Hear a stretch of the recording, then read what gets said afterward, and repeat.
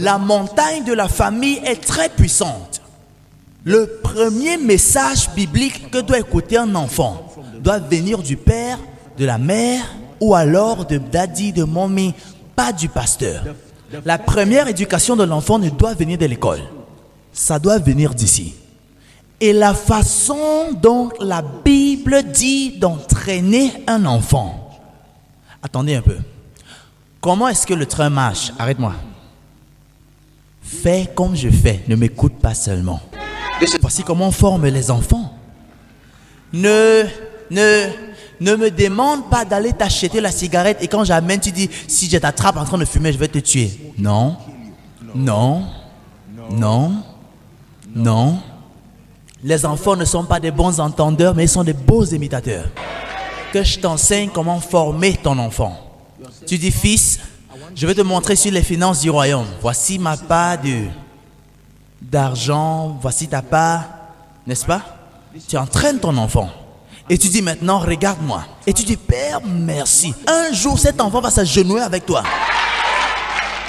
Tu n'as pas besoin d'inviter l'enfant. Fais-le juste sincèrement et consistamment. Et un jour, cet enfant va venir, tu vas le chasser et il va refuser de partir parce que tu lui as déjà influencé. Un jour, il sera seul, tu auras voyagé et l'Esprit de Dieu va descendre.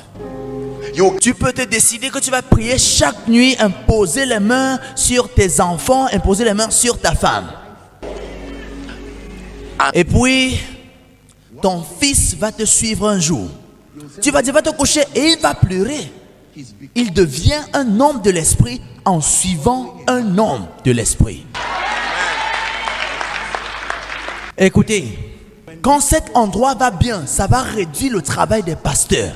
Ça va réduire les nuisances et toutes sortes de problèmes dont les hommes de Dieu traversent. Sans parler des enseignants. La famille. Un endroit qui doit aider, un endroit qui doit bâtir. Voici là où tu dois regarder et dire, mon fils, tu es beau. Ma fille, tu es belle et je t'aime. Et elle rentre dit, papa, quelqu'un m'a dit que je ne suis pas belle. Il dit, laisse, oublie. Je suis ton père et je connais que je te montre des écritures. Comme ça, même quand je ne serai pas là, cette conviction va rester vraie.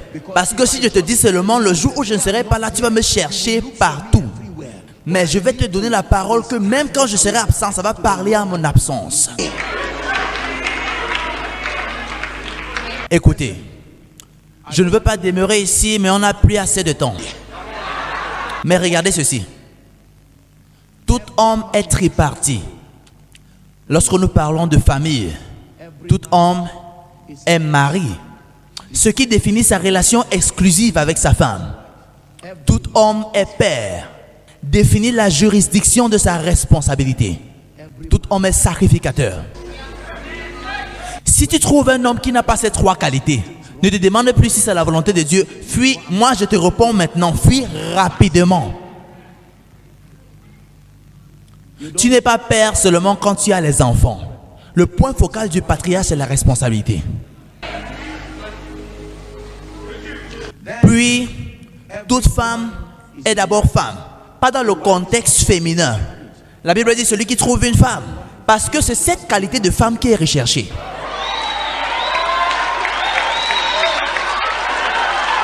Alléluia. Maintenant, s'il vous plaît, écoutez.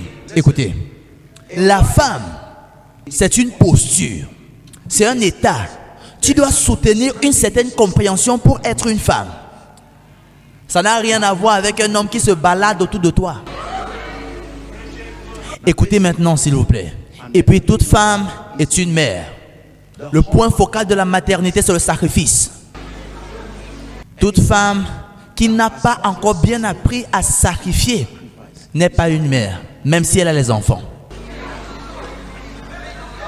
Et puis comme homme, chaque femme est aussi sacrificateur ou alors est aussi prêtre.